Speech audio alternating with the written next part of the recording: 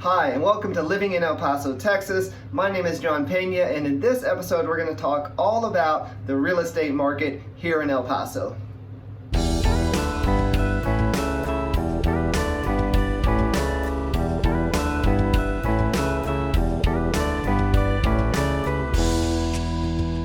Okay, before we jump into the video, I wanted to talk a little bit about the weather here. I know I'm always showing how sunny and nice it is, and somebody recently commented on, the bright blue skies and how sunny everything is. So I wanted to make sure that I didn't, so you didn't think I was trying to trick you here. Yes, every once in a while it does get cloudy in El Paso. This was just this week. A little cold front came in with a little bit of rain, and so we did have some clouds.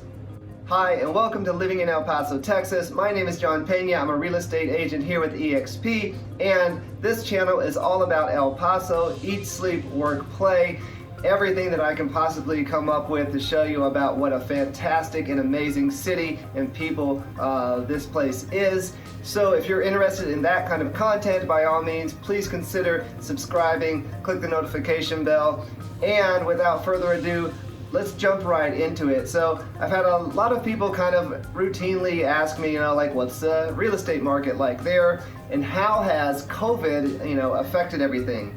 And so I thought in this episode, while it's not the, it's going to be the craziest episode, it is going to hopefully provide you with some valuable information. Some of you people out there are really into numbers and data, and so for you guys, this episode is all for you.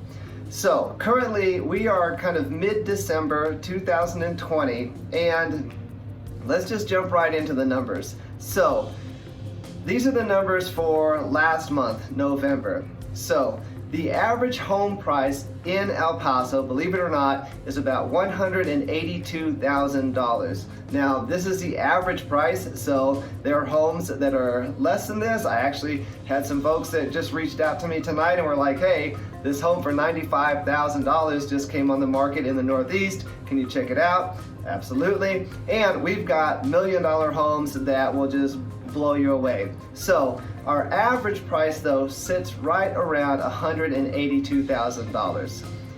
Our average days on the market, this means from the time that a seller lists the home on the MLS to the time that the home sells, that's days on market. Our average days on market is about 58, so that's about 2 months. So there's a lot of homes sold much quicker than that. A lot of homes sold, almost immediately. As soon as they were on the market, there were multiple offers and they were gone.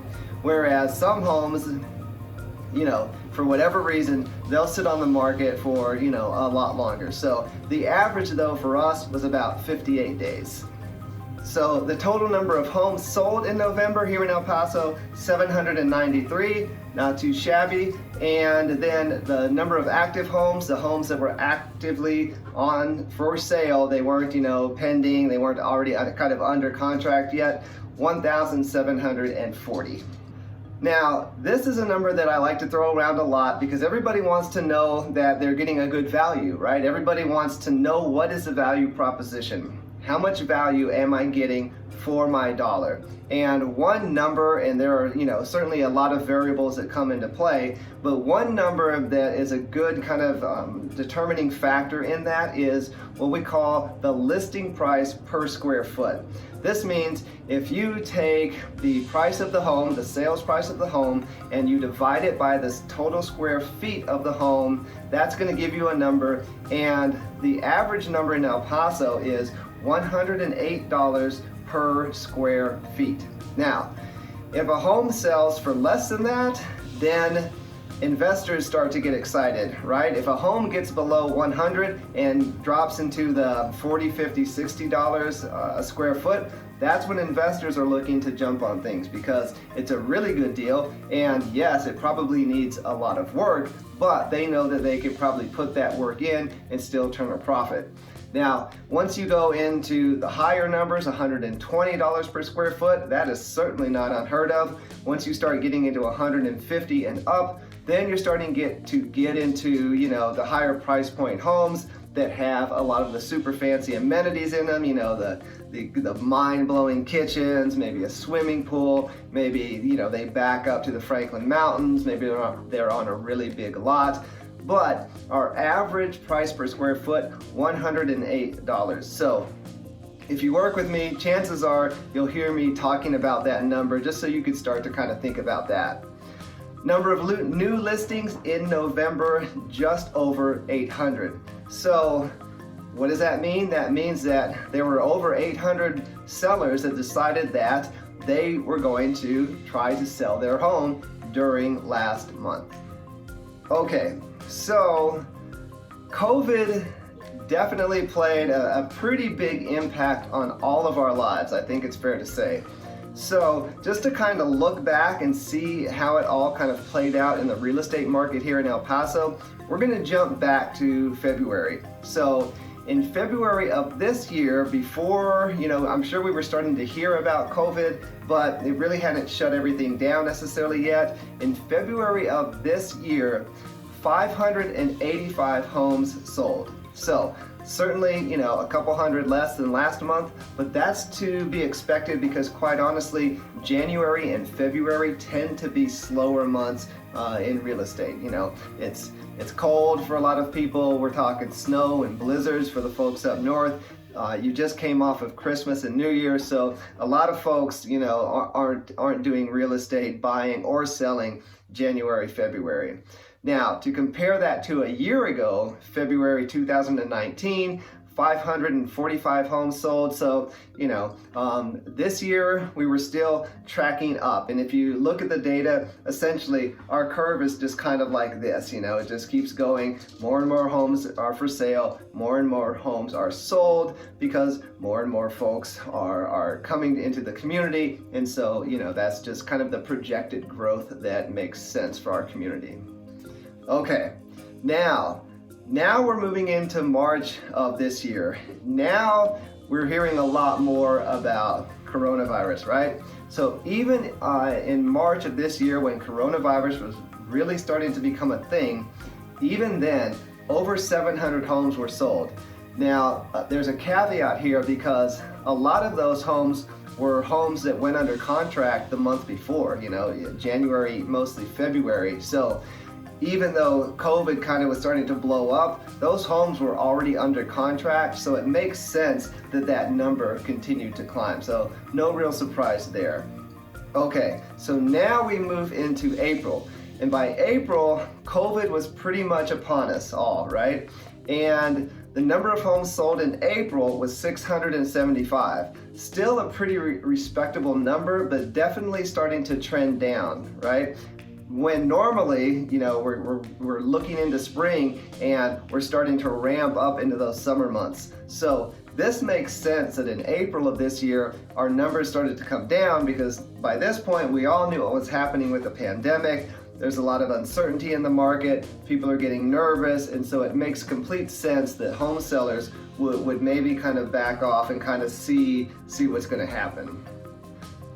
Going into May, same kind of trend, 657, not a shabby number by all means for our market, but starting to trend down, whereas in a typical selling season, you know, spring means we're heading towards summer where the most homes typically sell, but we're trending down. And again, we can only speculate that because of COVID, there's some uncertainty in the market and, you know, people are holding back. Either sellers are not choosing to put their homes up for sale, or buyers still at this point were kind of trying to feel out the market and weren't really ready to commit yet.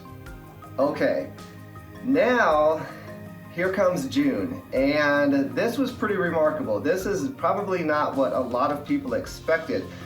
Quite honestly, I'll be honest, I didn't expect that during a pandemic where the city would shut down, where there would be eviction moratoriums going into place, where unfortunately so many people were losing their jobs.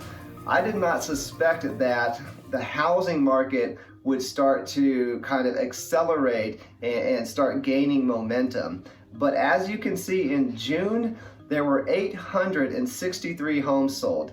Now, For us in El Paso, this is a fantastic number. So by this point, the housing market was actually starting to show signs of like, hey, everything seems to be good here as far as sellers and buyers are concerned. This thing is moving ahead. So that was a pretty good sign for the start of summer. Okay, July hits, 923 homes. Again, now we're just starting to see steady growth.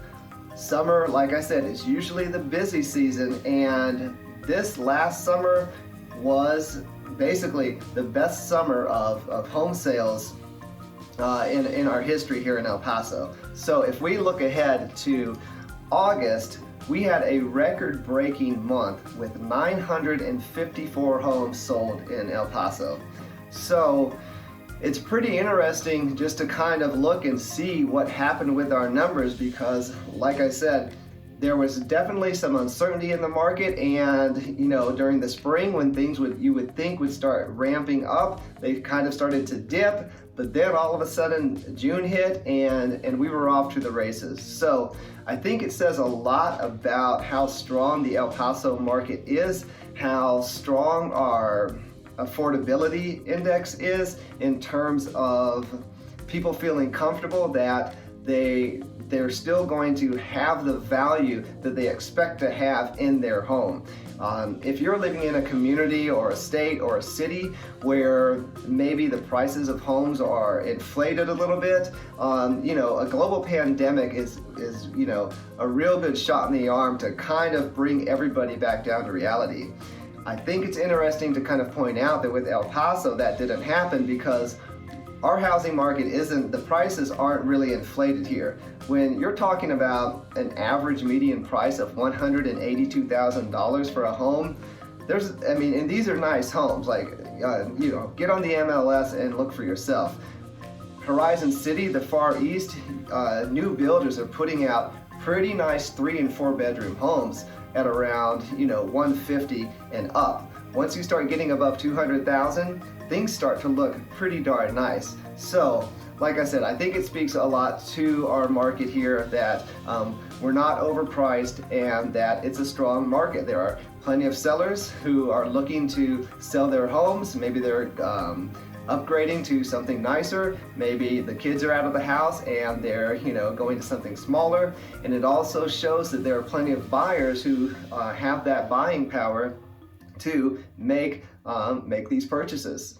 So we roll into September, 933 homes, still a very strong number. October, 904 homes. Now we're starting to creep into winter where things are going to start to slow down. And then that takes us to November, where, like I said, 793 homes sold last month. If you compare that to a year ago, 639. So it's over 100 more homes in 2020, a global pandemic, than 2019. So, like I said, that's kind of an overview of how our market played out over 2020 and through COVID. I find it interesting. Of course, I'm a real estate agent, so it makes sense that I would find it interesting. I know some of you do, I know some of you don't, and you probably clicked off of this video a long time ago. So for those of you that didn't, I hope that information was valuable for you. Just to kind of wrap it up, let's talk a little bit about what the future might bring. Okay, this is from the National Association of Realtors. These are projections. Nobody has a crystal ball.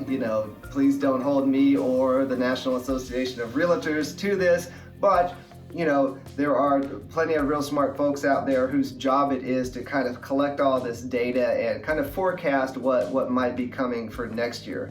There's so much uncertainty still because COVID is, it's not like it's magically disappeared. Now we're thinking, maybe there's a vaccine or whatever. So, take these numbers with a grain of salt. I think the number that most homeowners and buyers are interested in is a projected interest rate, because as you know, interest rates have, they're at an all-time low. My wife and I bought this home that I'm sitting in right now in May of this year, and 2.75 on a 30-year fixed loan. I mean, anything under 3% for an interest rate is pretty darn good.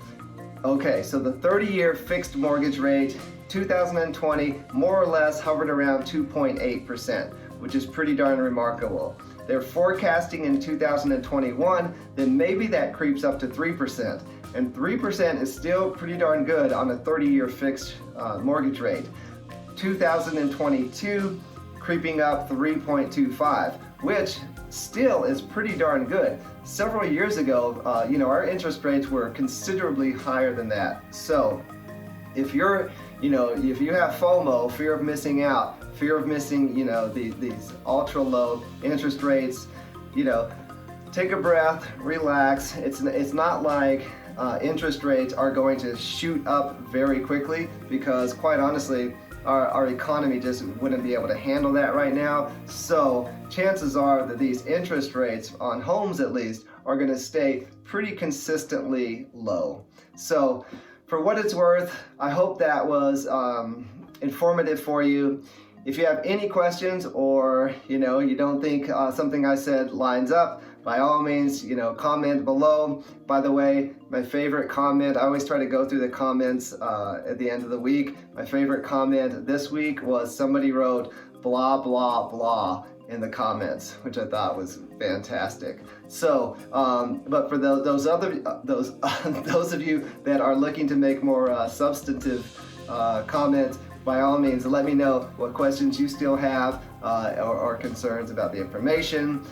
Next week, we're going to get back into it. Had a lot of I love reading the comments, because so many of you have great ideas for video ideas. Somebody talked to me about doing a video on Chico's Tacos, which I hadn't even heard of yet.